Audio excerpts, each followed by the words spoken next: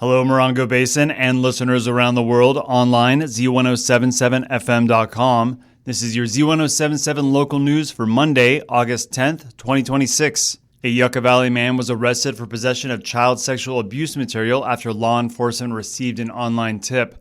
On June 11th, Detective Holgan from the San Bernardino County Specialized Investigations Division Crime Against Children Detail received a tip about the upload of child sexual abuse material.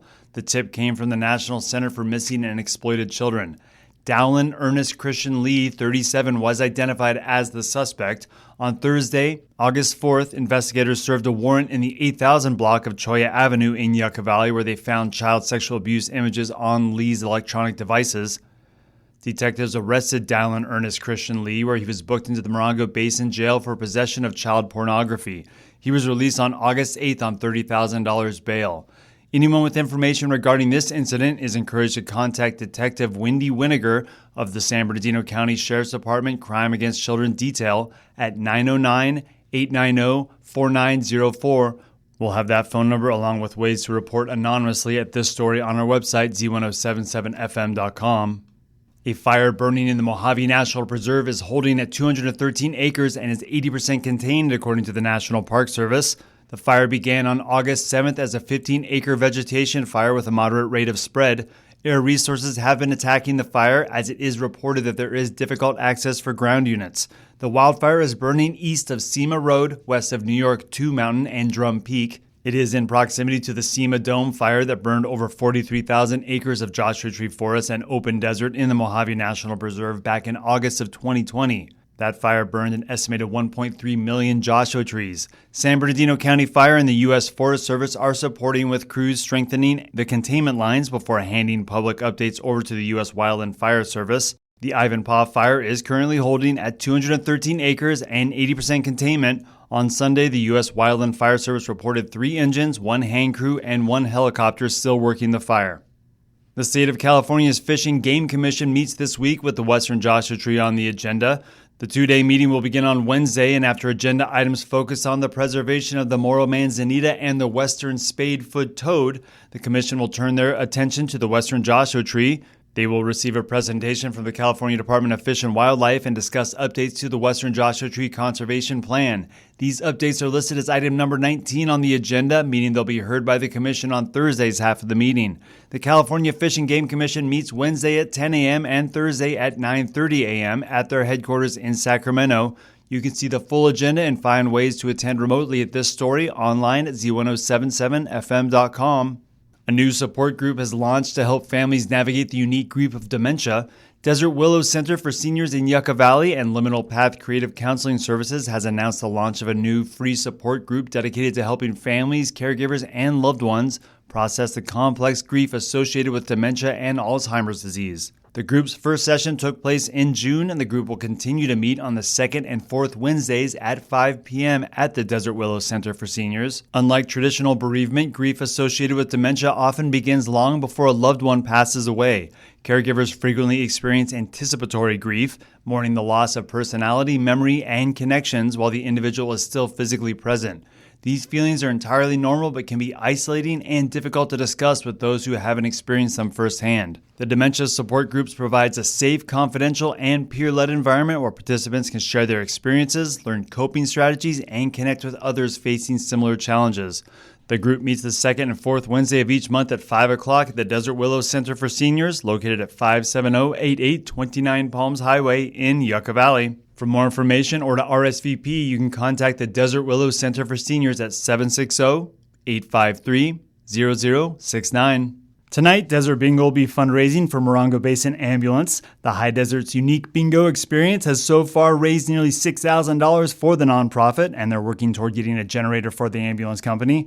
Desert Bingo host Karma joined Jeff Harmatz during the Up Close show on Friday, where she talked about the nonprofits that the bingo nights raise funds for. So for the ambulance, for instance, we are paying for a $10,000 generator that they need that'll kick in when we have power outages or anything like that allows the service to continue. That's really important, and you know, when they've got to choose between buying equipment for an ambulance to save lives or getting a generator that helps them stay functional, they're going to choose the save lives component. So this is great that they earmarked the money to do that. And that's, what we've been funding.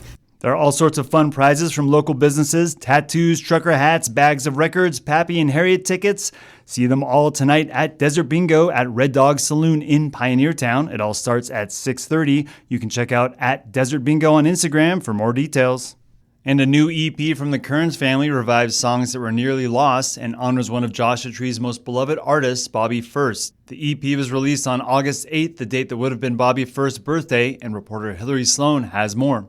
I'm Pat Kearns. I play guitar and sing in the Kearns family. I'm Susan Kearns. I play stand-up bass and sing some backups in the Kearns family. Pat and Sue Kearns have spent decades making music together. Since coming to the Morongo Basin, they've become part of a community of artists and musicians who inspire one another. That spirit of community lives throughout Side Trips. One of the EP's most personal songs is the Ballad of Bobby First. Pat Kearns collaborated with songwriter Will Amato on the piece for a documentary. It became a tribute to the late Joshua Tree artist whose home, First World, brought together artists, musicians, and friends. He was an eccentric artist that a scene maker, an artist. Brought the community together up at his amazing place called First World, where you would have performances of sometimes music, but all kinds of things. The place was about art. Community is something Pat continues to build every Sunday as the host of Z107.7 Local Music Showcase. I'm really curious what people are doing and in the music community and that kind of thing, but the most important thing about it that I do love about doing the show is how it builds community. That same feeling of inclusiveness shaped Side Trips. Instead of leaving several recordings behind after finishing their vinyl album, Together and Alone, the Kearns compiled them into a 5-song EP. The songs reflect both the music they love and the community that shaped them. The collection includes 4 cover songs and 1 original. 2 tracks were recorded during the Together and Alone sessions, but were not included on the album. Another is an unexpected country-inspired version of ABBA's Dancing Queen. And Dancing Queen was a song that we were playing a wedding. The groom asked us to learn that song for his mother. It's a disco song. We're a country and folk band. I should just turn this into a line dance. Pat records the music in the couple's Goat Mountain recording studio, while Susan created the artwork for the cover. Together, they strive to keep every part of the project as personal and handcrafted as the music itself. We try to really incorporate just hand-done art and not a lot of major production, and we just kind of keep it organic. So when you come to see us live, it's like what you hear is what it sounds like.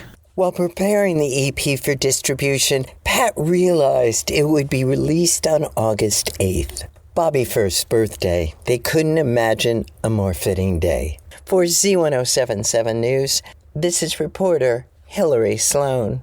And that's your local news for Monday. You can hear local news 7 times a day, 7 days a week at 7, 8, 9, noon, 4, 5, and 6. More Morongo Basin residents get their local news from Z107.7 than any other source. Reporting out of Joshua Tree, California, alongside the award-winning Z107.7 News team, I'm Robert Hayden.